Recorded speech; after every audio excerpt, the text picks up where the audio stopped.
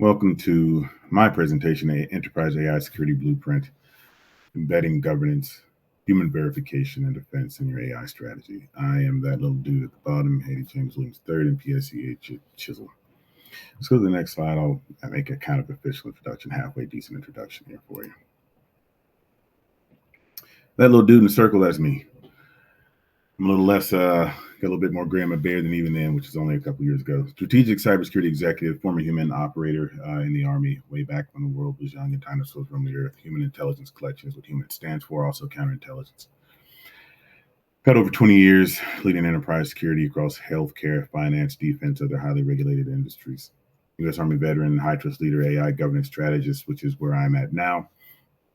I'm a member of a couple boards. I'm an advisor, mentor, author. I love doing events like this because it gives us a chance to learn from each other and talk. My biggest theme is breaking barriers and building bridges. That means knocking down those silos that often pop up within organizations and um, getting together.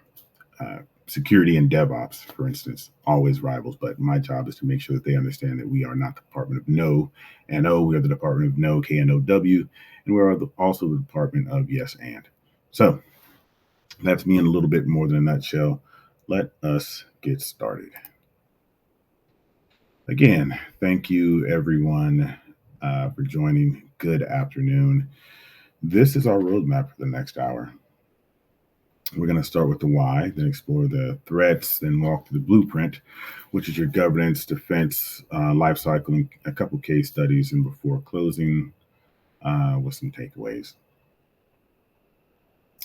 Quick reflection for you guys as we go.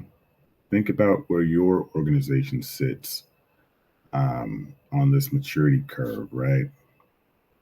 Are you just experimenting with AI, or are you somewhere in between? Are you fully deploying, just experimenting, or somewhere in between? We'll work on this. Is the introduction and framing. So let's first, before we can answer the question, let's frame the question. Let me frame the problem for us here. AI is becoming the brain of the enterprise. And brains, unlike walls or vaults, can be manipulated. Question for everybody here. If your AI system made a wrong decision tomorrow, say approving a fraudulent loan or misclassifying a cancer diagnosis for our healthcare, who in your organization would be held accountable? I'm going to pause for a second, let you guys think. This is not, you can answer in the chat, or you can kind of keep that answer to yourself, but it's something I just want you guys to think about. If something were to happen, if an AI agent or a bot or something you generated through AI did something wrong, something that brought risk to your organization, who would be held accountable? Most companies don't have that answer written down. And that's why governance matters. So we're going to take a look at the threat landscape next. A couple things. We've got data poisoning. We've got data poisoning, model inversion, prompt injection, model theft, deep fakes, adversarial inputs, bias exploitation, and a few other things here. But my main ones are data poisoning, model inversion, prompt injection, model theft, adversarial inputs, and bias exploitation. And we're going to have a poll on this one.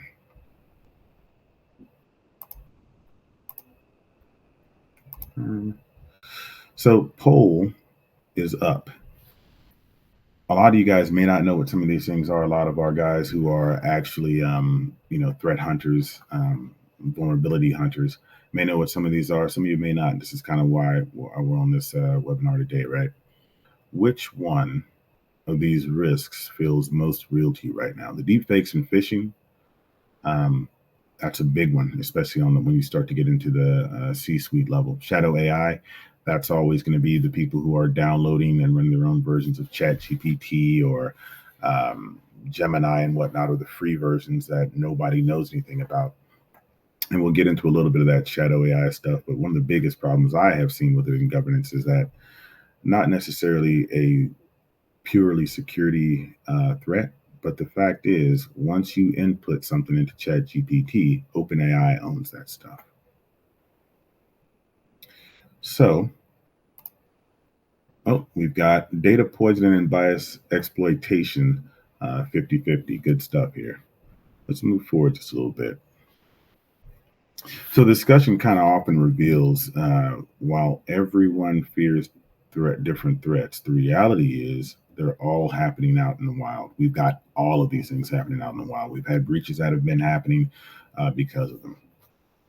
So let's talk a little bit about where we go from here and our blueprint.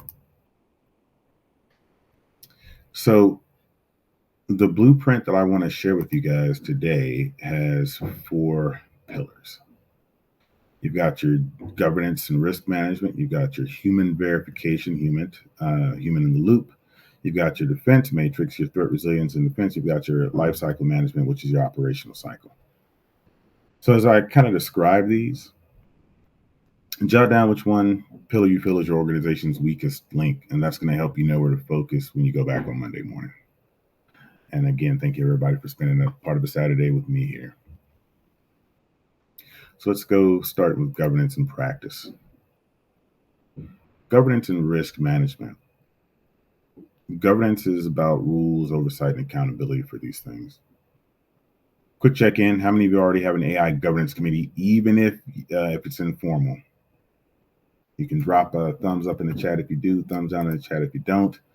If not, just think about that and keep it to yourself if you need to. So if you don't worry. You're not alone. The key is to start by documenting those risks in an AI risk register and building from there. A lot of the time you can use your current risk registers. So going along the governance and risk management, if you are a governance and risk management professional within cybersecurity or information security or IT, this is already something that you probably do. It's not new to you. You just need to make sure that you are adding your AI stuff to that. If not, you can create an all new AI asset inventory. But your AI asset inventory is going to mean, just like any other software, hardware, firmware, it needs to be logged. It needs to be accounted for to make sure that that shadow AI or shadow IT is kept to a minimum. Yes, I am on LinkedIn. Risk classification. Those risks that we talked about earlier, or the threats that we talked about earlier, those are only a few. You have a couple frameworks, NIST AI Risk Management Framework, ISO, IEC 42001, UCF, a couple others that are based in the US or international standards and organization. But you got to classify those risks. They can be a lot of the same, and some of those lower level risks and feed into your higher level risks, the organizational risks. But then after you have those risks, you have to have the accountability and ownership. It doesn't matter what the risk is. You can't fix it unless someone owns it. That is going to be a major thing, which is where it's time to break barriers and build bridges. You've got to branch out from simply IT or information security to the dev team, to the HR team, to the finance team, that are going to be the ones to actually fix those risks, get them some accountability and ownership. And accountability and ownership doesn't simply mean that, hey, you are responsible for it, but I'm going to help empower you to do something about it. That also comes from your organizational culture. So that accountability and ownership should extend to the rest of the organization as well. They should know through your governance documentation, your policies, procedures, SOPs, etc., that shadow AI is something we want to keep to a minimum. Again, some of your frameworks. Also, Unity Cyber Partnership. We are a cybersecurity consulting firm. I'm the executive director. We do a lot of small work for companies. We do a lot of large work for companies. We do some nonprofit stuff. We give back to the community. I've also kind of built a blueprint that I've kind of printed up. If you connect with me on LinkedIn or through email, I'll drop emails, LinkedIn's in the chat. You can connect me with, I'll give you a copy of this doggone blueprint. I was going to say a free copy, but that implies I'm selling something, and I'm really not. So there's no free blueprint if you do this or do that. It's just a free blueprint because it's something I feel we all need to get in touch with. So human in the loop, let's talk about that a little bit here.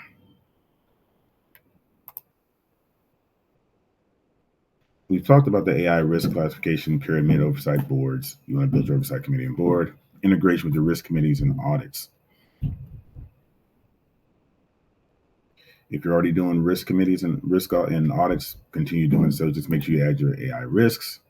All right, pillar 2, human verification and human. Sometimes I talk a little faster than I move my slides, so you might see me back up a little bit. Human in the loop, hit them. So you want a human in the loop. You should have one regardless of what you're doing, regardless of where things are. There should be no time where there's no human in the loop. You will trust your AI agent.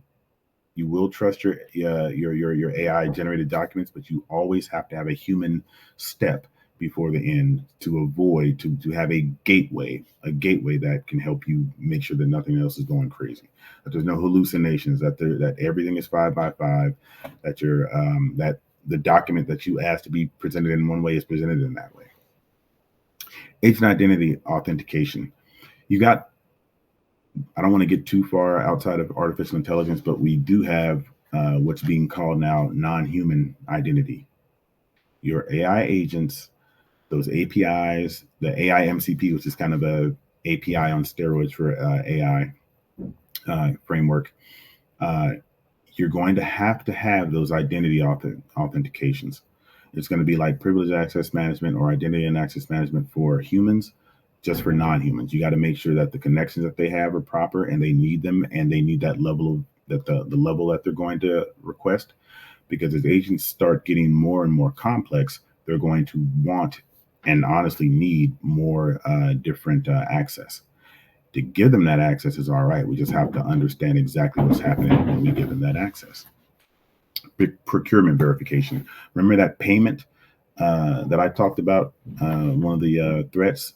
Yeah, you want to make sure that if someone sends you a procurement notice, that before the AI agent pays it, if that's what you have in place, I've seen a few of those in place, that someone actually has to check the block to say, hey, this is a real invoice.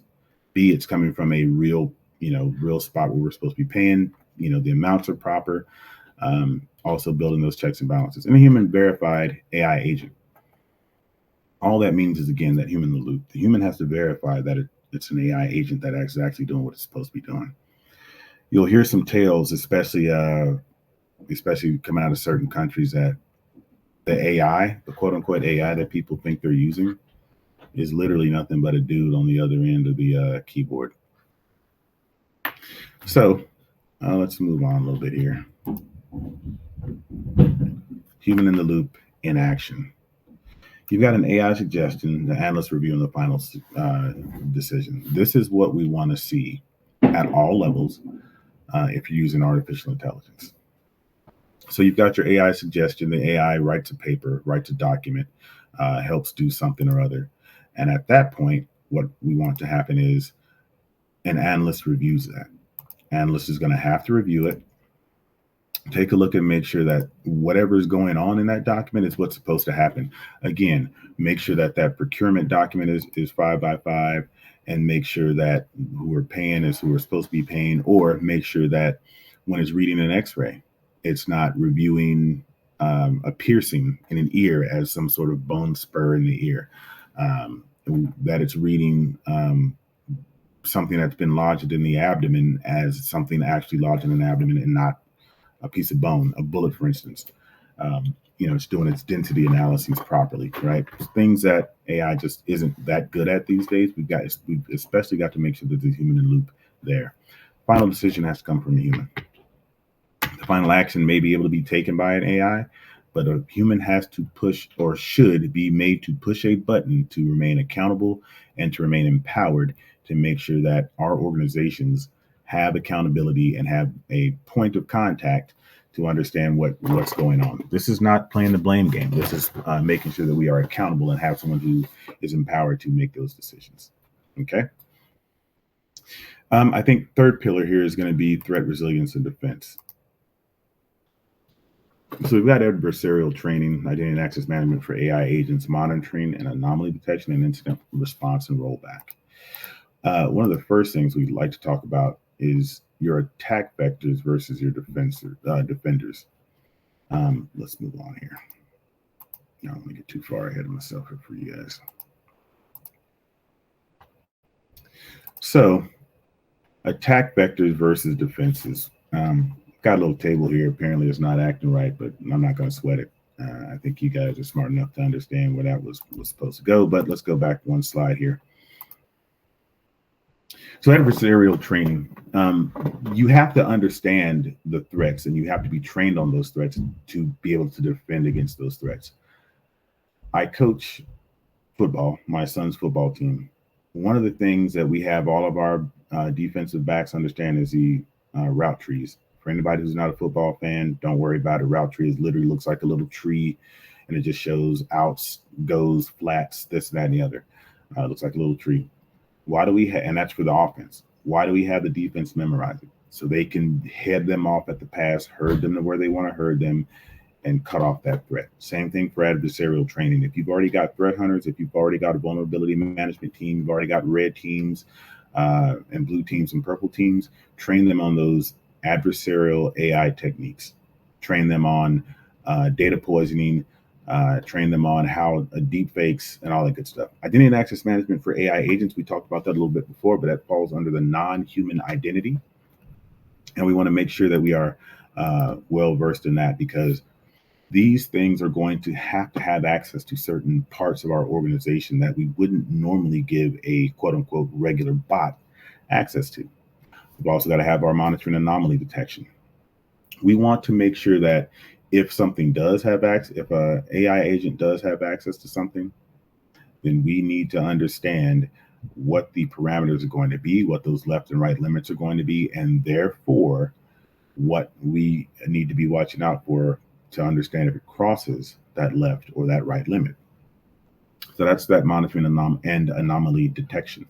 So that's going to be as simple as setting up your SIM to make sure it's watching that little joker a little bit more closely and understanding what those left and right limits are, so you can program your group policies or your policies within your SIM or whatever monitoring other tool, SentinelOnes, Azure, Active Directories, and whatnot that you're using.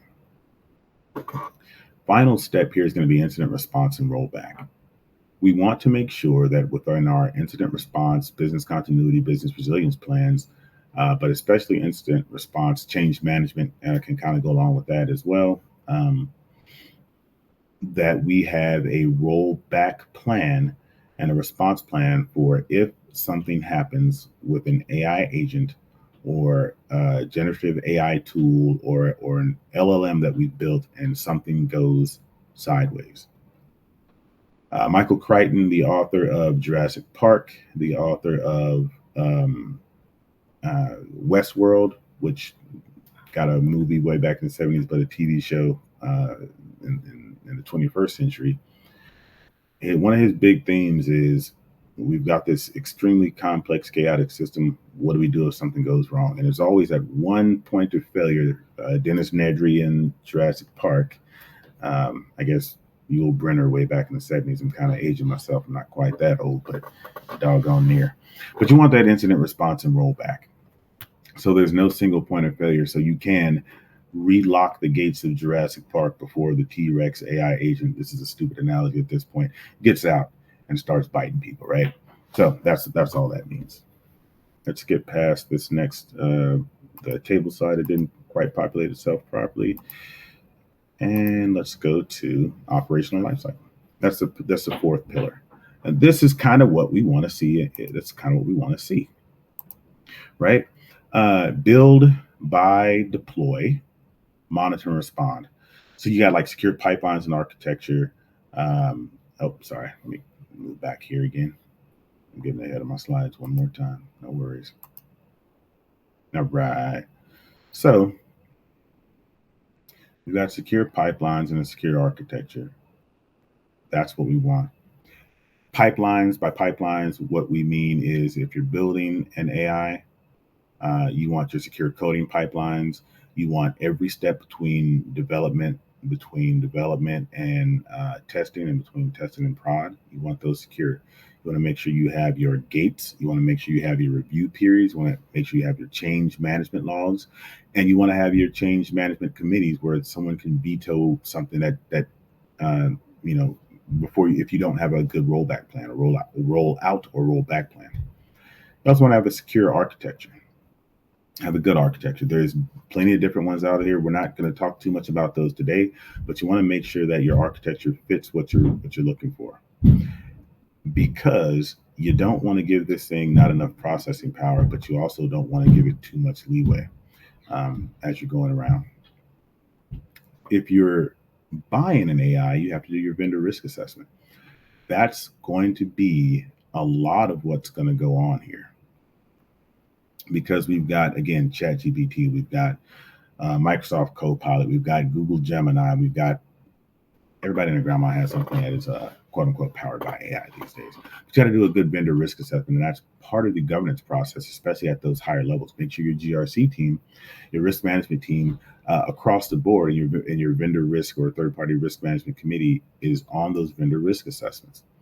Make sure that they are following ISO IEC 42001 or the NIST AIRMF or the UCF, to make sure that when what they hand over to you is something good and solid that's been tried and tested and true.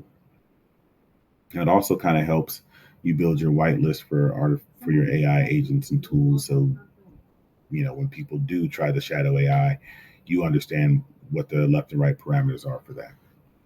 You always got to have your procurement checklists. We always do, or these days we do, what's called a bill of goods, BOG, a bill of goods, but that's got to be part of the procurement checklist as well. Okay.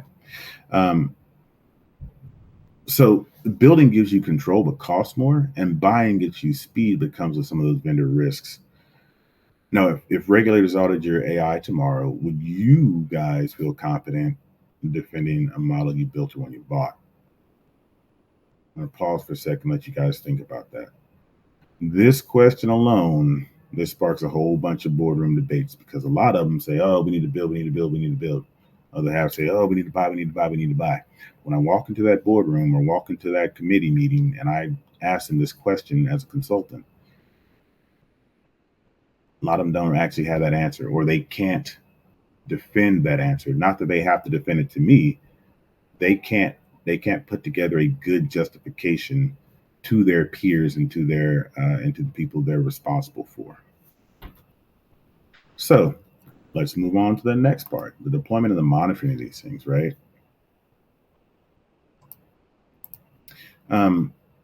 Deployment is not the finish line. It's the starting line.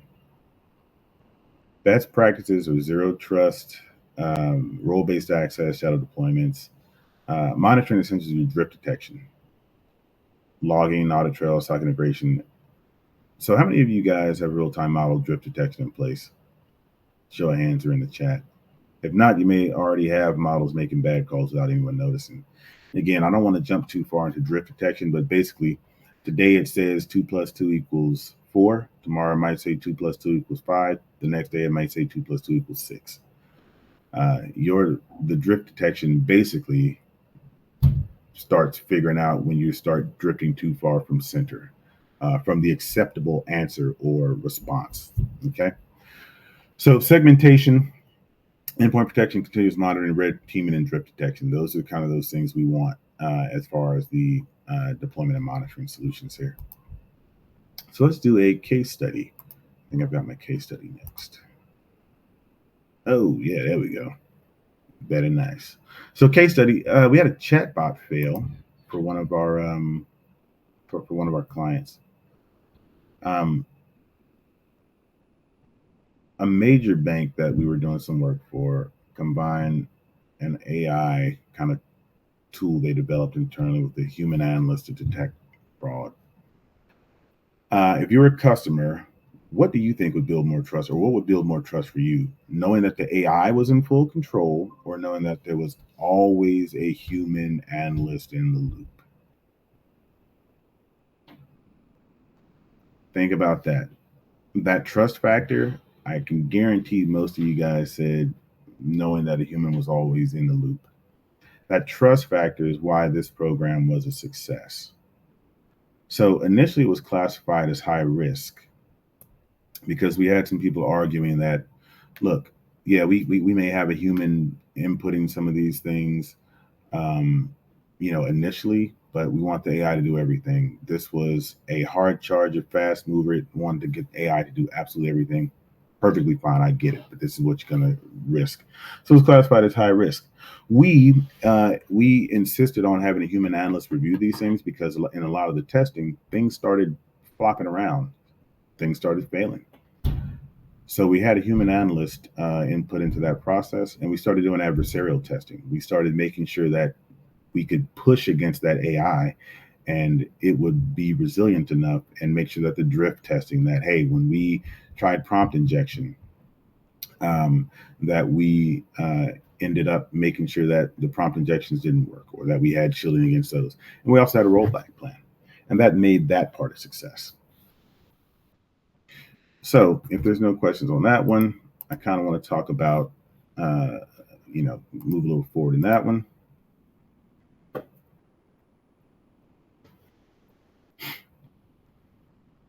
So the next one we had a chatbot failure for a client, and this ended up being a lesson learned for us and for the organization especially.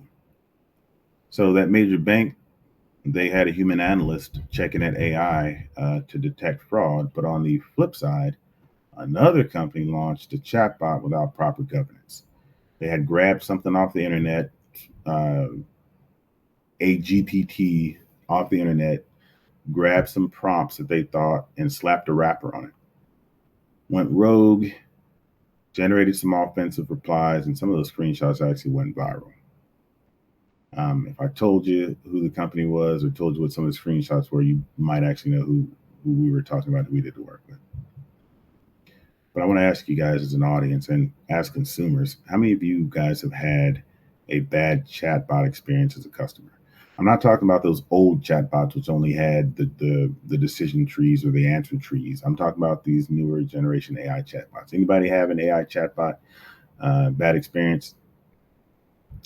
I'm going to raise my hand since I'm the only one visible. I know I doggone sure have at least once or twice a month, right? So that's why governance and monitoring are not optional; they're essential. You got to have that human in the loop because you got no human verification. You can't tell. You have no idea what's going to come out of this thing's mouth. So you want to be able to hear what's going to come out of its mouth before it says it. You also could have privacy leaks because some of those not tweets, but some of the uh, chats that this thing spouted out, yeah, they weren't the best. They were not what you wanted to share with your mother. All right. We got about 30 minutes here. Um, this is the playbook. I want to talk about the playbook for just a little bit here, man. I'll close you here. So, in the case study of the failed AI chatbot, the lesson learned stuff that I wanted to talk about, the things that we had them do finally was inventory their AI assets, make sure that they understood every bit of AI because there were some issues on every end. Establish the governance roles. There was nobody really responsible for this thing. Again, they had someone who was a hard charger. Don't get me wrong; they were very hyped up about it. But what they ended up doing was, again, someone who's not really qualified, and that's not their own fault. They wanted to do something that they felt they could do, but they didn't have the rest of the organization invested in them to make sure that they had the skills necessary. So establish those governance roles, and you got to classify by risk. There's some very specific risks that are inherent in a chatbot that are not necessarily inherent in a AI program that reads X-rays or reads charts, and vice versa. Got to embed that human in the loop verification. Got to. If it's not there, you're going to get chatbot leaks. Adopt your frameworks and adopt your frameworks. I wrote that twice, probably the typo, but I'm going to run with it. Adopt frameworks, adopt frameworks. We actually run with, at Unity Cyber, we actually recommend ISO 42001, ISO/IEC 42001 because that's international. But the NIST AI risk management framework is also a great one.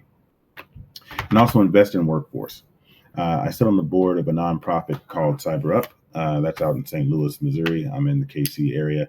But one of the things we do is we train, retrain, and do a lot of cybersecurity workforce development within the mostly Midwest, but it's pretty much nationwide.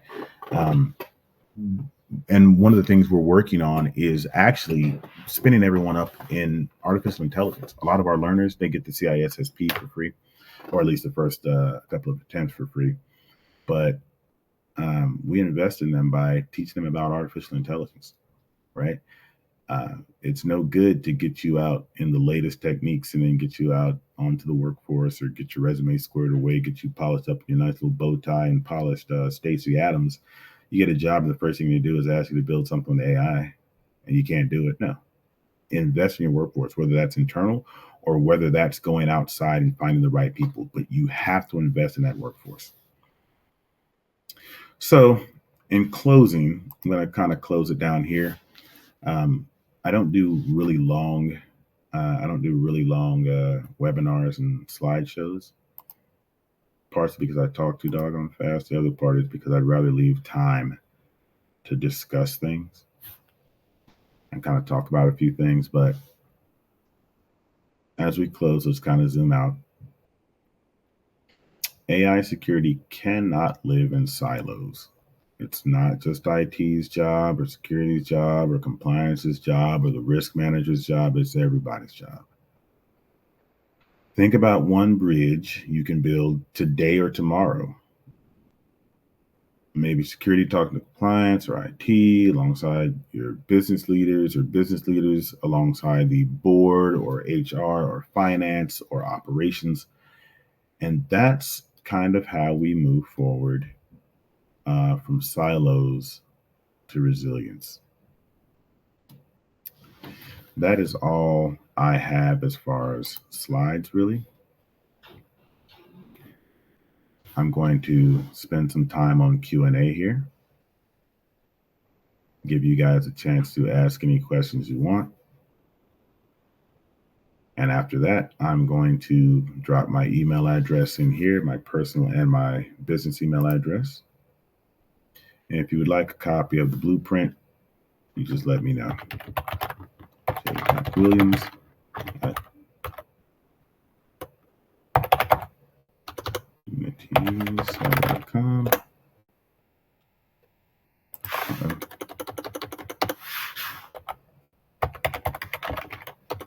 If I could type today. And 3@gmail.com. And I'm going to go to LinkedIn and grab I know they put it in a pretty big spreadsheet. I'll also drop it here for you. And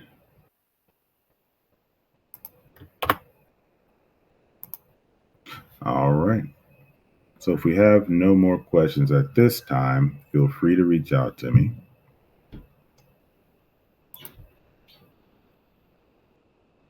But thank you. I really appreciate everybody's time here. And just a couple of appendix slides for you. Playbook references, threat landscape summary, 4 pillars overview, case studies, and a step-by-step playbook here for you. And finally, I'm going to, of course, thank you for joining us here. And final slide here. Of course, thank you all for joining. Again, if you connect with me, shoot me an email or shoot me a connection request on LinkedIn. I'll shoot you this playbook. Matter of fact, I will pull it up. I know we've got quite a bit of time. We've got at least a good 10 minutes. So I'll pull that playbook up for you real quick. Don't tell nobody I showed it to you, though.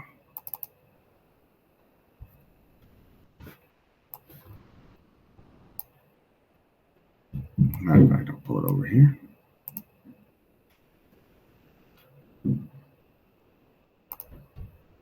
Let's stop sharing, and I'm going to share one more screen here.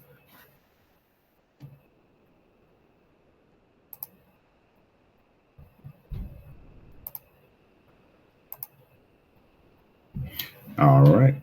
That's okay. I got the I didn't see a thing. That's what I'm talking about. Good. And again, if you email me or send a request to me, I'll show it to you. But this is my enterprise AI security playbook. I wanted to make sure that those kind of things, there's that little dude right there. Threat landscape, some of those things that we need to look out for, the 4 pillars. You can take this with you.